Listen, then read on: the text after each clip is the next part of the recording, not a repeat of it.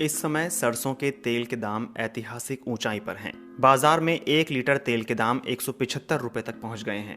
वहीं शुद्ध कच्ची घनी सरसों के तेल के दाम तो 200 रुपए किलो तक हो चुके हैं। इसी वजह से खेतों में होने वाली सरसों के दाम भी बढ़ गए हैं।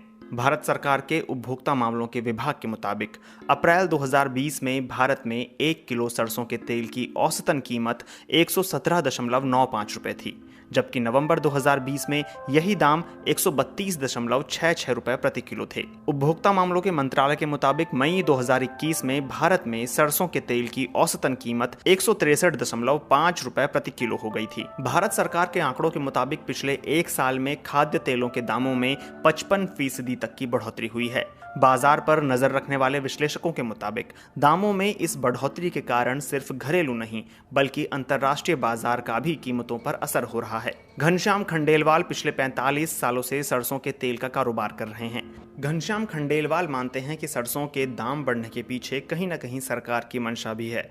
वो कहते हैं कि ऐसा भी हो सकता है कि किसानों को सीधा फायदा पहुंचाने के लिए भी सरकार ने सरसों के तेल के दाम बढ़ने दिए हों।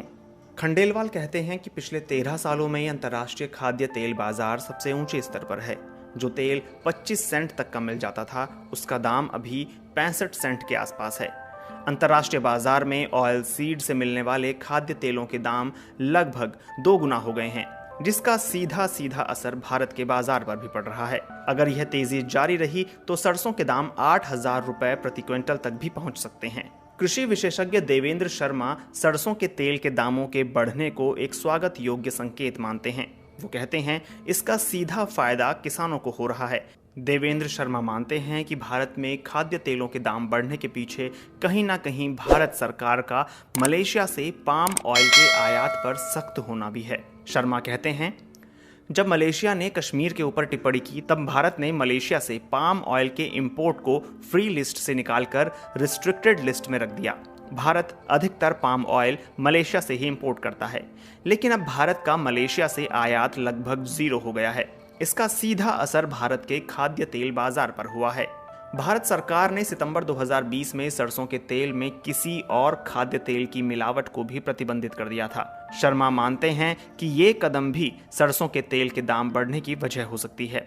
देवेंद्र शर्मा का कहना है कि इससे तेल के उत्पादकों को भारी फायदा हुआ है। भारत में सरसों तेल का सबसे बड़ा उत्पादक अडानी समूह है, जिसके तेल फॉर्च्यून नाम से बिकते हैं। भारत में सरसों के तेल का बाजार करीब 40,000 करोड़ रुपए का है, जबकि करीब 75,000 करोड़ रुपए का खाद्य तेल आयात किया जाता है।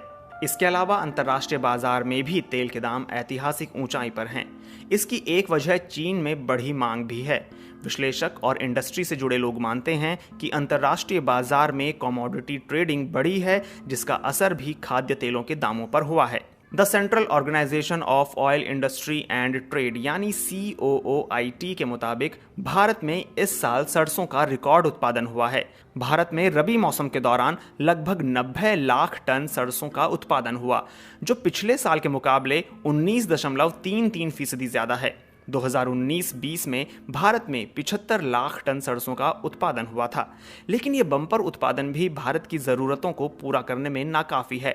सरकारी आंकड़ों के अनुसार एक सामान्य भारतीय परिवार साल भर में औसतन 20 से 25 लीटर खाद्य तेल की खपत करता है।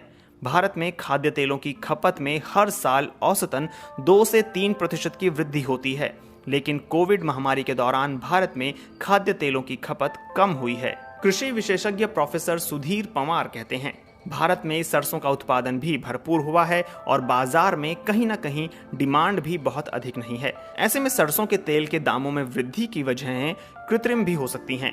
वहीं घनश्याम खंडेलवाल कहते हैं कि तेल के बाजार में हर 7-8 साल में एक उछाल आता ही है, दाम ऊंचे होते हैं। साल 2008 में भी ऐसा हुआ था। तेल बहुत तेज हुआ था, लेकिन फिर 2009-10 में मंदा हुआ था। अभी तेल के दाम अपने अब तक के सर्वोच्च स्तर पर हैं। ऐसे में लगता है कि अभी और दाम नहीं बढ़ेंगे। सरकार और बाजार दोनों अलर्ट हैं। खाद्य तेल के दाम बढ़ने का असर आम लोगों के बजट पर होता है। खपत का कम होना इस बात का संकेत भी है कि बहुत से लोग अपनी जरूरत के हिसाब से खाद्य तेल नहीं खरीद पा रहे हैं।